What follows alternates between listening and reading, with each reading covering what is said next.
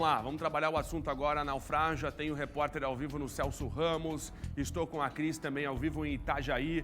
A nossa equipe vem acompanhando desde o final de semana todos os detalhes. Aí você está vendo a imagem do mais recente a ser resgatado. Ele estava boiando no mar sozinho com 2 boias que o ajudaram ali a permanecer mais de 30 horas. Se tiver o áudio, deixa eu ouvir. 8 minutos faltando para o meio-dia.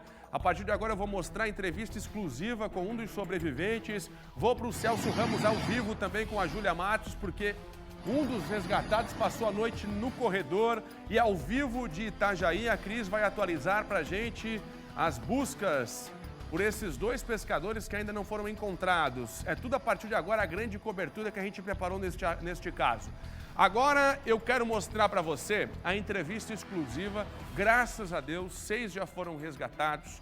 O Djalma dos Santos conversou com a gente. Hermano, prepara depois para mim a imagem do nosso pescador que ficou no corredor do Hospital Celso Ramos e também aquela imagem do momento em que a Marinha encontra o primeiro grupo com 5 pessoas, estavam num bote segurança. E é o momento em que a Marinha encontra os primeiros náufragos desta situação.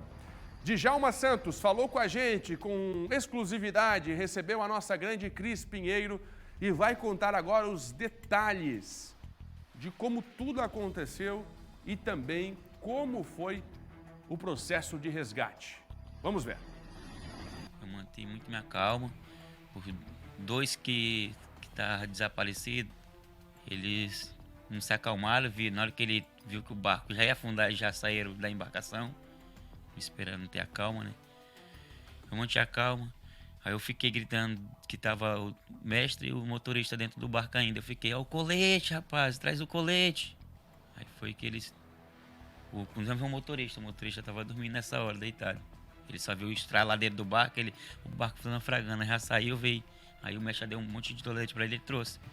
Na hora que ele trouxe, ele deu pra mim, deu pro cozinheiro. O cozinheiro já não conseguia mais colocar, ele tentou sair. A vaga de mar trouxe ele pra dentro do barco de novo e foi indo, foi voltando. E ele pedindo, clamando a Deus, meu Senhor de Jacó, meu Senhor, pedindo a Deus, clamando bem alto a Deus mesmo. Aí foi uma hora que ele viu com umas boias agarradas em mim. Eu vi com umas boias agarradas em mim. Antes de eu colocar o colete, eu peguei um monte de boia e já agarrei em mim. Se eu não pegar um colete, essa é a minha segurança, né? Aí fiquei, quando eu vi o colete, já botei o colete e tirei as boias. Ele pegou as boias, o cozinheiro pegou as boias. Quando ele pegou as boias, já a boia praticamente tirou ele fora do barco. Aí eu fiquei no barco, mantive a calma. Mantive a calma numa situação dessa. Só para contextualizar, o barco saiu de Itajaí, barco pesqueiro, e o último sinal registrado da localização foi na região de Garopaba, 40 quilômetros da costa, para você ter uma noção de como, né, era a distância da embarcação no momento em que o Djalma e os companheiros passaram justamente por esse momento. Ondas muito altas, seguidas, que infelizmente fizeram com que o barco naufragasse. O Djalma também contou como que ele chamou os colegas e percebeu que existia um kit sobrevivência. Olha só a imagem no momento em que o primeiro grupo foi resgatado. E aí nós começamos a chegar mais perto, a luz começou a piscar num padrão diferente, e aí começamos a comemorar, gente, cara, deve ser, pelo menos uma boia deve ser, pelo menos uma boia deve ser. E aí a hora que nós chegamos mais perto, assim, umas 3 milhas, aí eles acenderam o último fumígeo vermelho que eles tinham, eles acenderam. E aí nós conseguimos ver eles, aí já começou a vibrar, e como chegamos perto lá, conseguimos fazer o resgate. Que foi justamente por conta desse kit sobrevivência que você está vendo comigo nas imagens, que eles conseguiram ser resgatados. Ali tinha alimentação, água, além do bote e também a sinalização. Perceberam no detalhe? Foi o último que eles tinham aceso no momento em que eles foram encontrados por esse barco rebocador. Porque sim, o primeiro grupo foi encontrado por um barco rebocador. A Marinha vinha fazendo buscas e encontrou o 6º, depois de 30 horas no mar. Olha só o momento em que o Djalma relata entender que era necessário armar todo o processo do kit sobrevivência. Aí ficamos chamando os outros dois. Alisson, Davis, Alisson, ficamos gritando, assobiando, gritando. E ninguém escutava mais nada deles. Nada deles. Aí nós ficamos, vamos ficar todo mundo junto. Vamos reunir aqui as coisas que nós possamos sobreviver, que é boia, tábua. Vamos deixar pertinho de nós. Aí o barco não fundou, o barco ficou assim. Depois o barco emborcou. Quando o barco emborcou aqui, rapaz, o barco não fundou ainda não. E a boia também não faço nada. Vamos para perto do barco. Aí nós fomos para perto do barco. Fiquemos, quando nós deparemos, foi junto com a boia. Aí foi como falei, aí acionamos ela. Da semana ela virou, nós tentamos desvirar, viremos. Aí fomos no escuro, procurando coisa que ela fica amarrada, presa ao barco. Ela aciona, mas ela fica presa ao barco.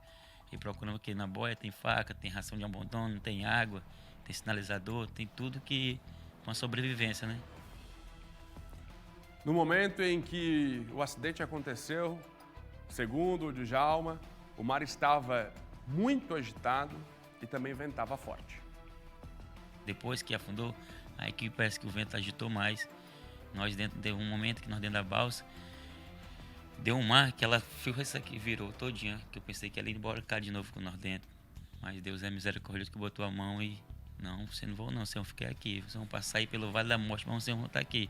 Na hora que eu vi dois caindo, que foi o Contramestre e o David, que é o Alice e o David. Eu não vi os dois que pulou, não foi sem colete, sem nada, acho que só com a roupa que nós estávamos trabalhando. Eles pularam na água. Por isso que eu digo que ele estava, a capacidade dele de pegar uma coisa era muito difícil. Eu fico até sem palavra de explicar, porque foi uma aflição tão grande, que eu nunca passei uma aflição tão grande na minha vida, que eu pensando que chegar em casa, ver meus filhos, minha esposa, sabendo como é que tá minha esposa, meus filhos, minha mãe, meus pais, como é que tá pelas notícias, né? Por causa que, a partir do momento que eles disseram, um barco afundou, as esperanças deles são zero de, não, vou morrer, porque é no alto mar, não é como aqui uma terra firme. Nós estávamos em 1000 e poucos metros de fundura. Bom, um dos questionamentos que a Cris Pinheiro fez ao pescador foi o seguinte: diante de uma condição climática tão desfavorável, nós vivemos a presença de um ciclone em Santa Catarina no final da última semana, notícia amplamente divulgada, que gerou mar agitado, ventania e até mesmo maré alta. Por que a decisão de entrar no mar? O Djalma respondeu. Não, nós tinha saído, mas não estava tão agitado, tinha dado na previsão que não estava tão forte o vento que nós ia trabalhar, para sul um pouquinho, nós ia para 30. Só que o vento não estava tão forte. Tem previsão, tiramos a previsão. Aí já que lá a previsão mudou para lá o vento. Aí ele voltou, que veio mais para cá, para sul, e foi na 27. Aí que ele tirou a previsão, não, aqui dá para nós trabalhar. Você viu, não, nenhum alerta não. Aí nós começamos a trabalhar e foi o que aconteceu. Não foi aqueles ventos que, foi o vento que fundou nós, porque o vento estava muito forte. Não tinha vento tão forte. Quando é para acontecer, a gente só quer só um mínimo detalhe para dizer assim, por causa foi disso. Não, porque quando é para acontecer, tem que acontecer de qualquer forma.